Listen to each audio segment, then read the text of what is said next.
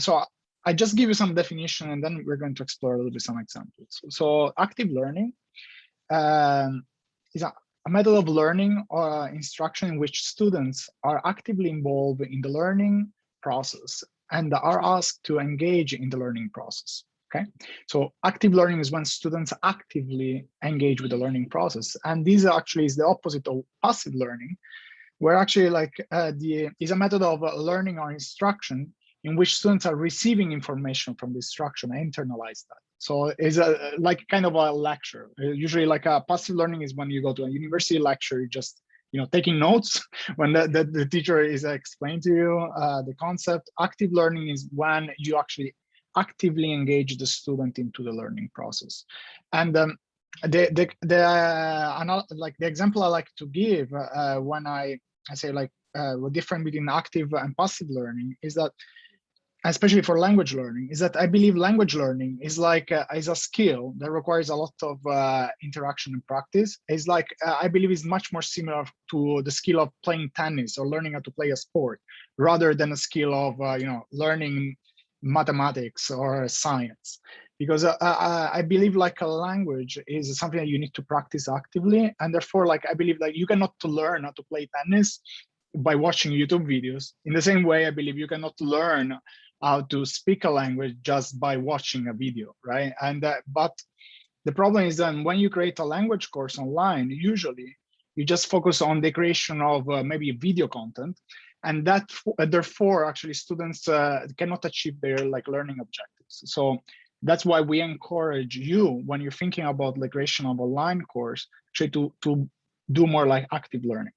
And we can go a little more in detail and explore a little bit what are the differences between active learning and especially on the pedagogical side. In active learning, actually, what you do is that you require students to think and discuss, challenge, and analyze information. So there is a lot of interaction with the students, and the students actually they need to really deeply think about the topic that you're teaching to them. And usually language learning is translated into the production activities, where actually students are required to use the language that you teach to them in order to create a new language. And so you can encourage conversation and debate. So those can be techniques that you can use. And you design your lesson based on the student at the center of your teaching. Rather, passive learning, on the other hand, is that the students just need to absorb and assimilate, consider and translate information. So this kind of learning style is more, is a little bit like what we do in Italy, honestly. I always give this example that in Italy, people cannot, they don't speak good English on average, of course, because the kind of pedagogical approach we have in Italy is called the grammar translation approach. Basically, we study English in the same way that we study Latin. So we just go and translate and therefore we never go and use the language in an active way. And so we never actually learn how to speak the language. And so passive learning is, for example, you can encourage people to listen and pay attention to detail.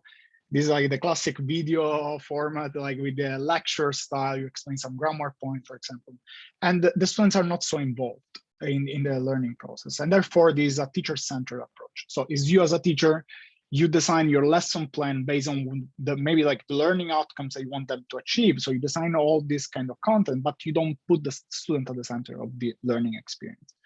And again, I think for language learning, this is a very, very important, is to think about when you design your course to have this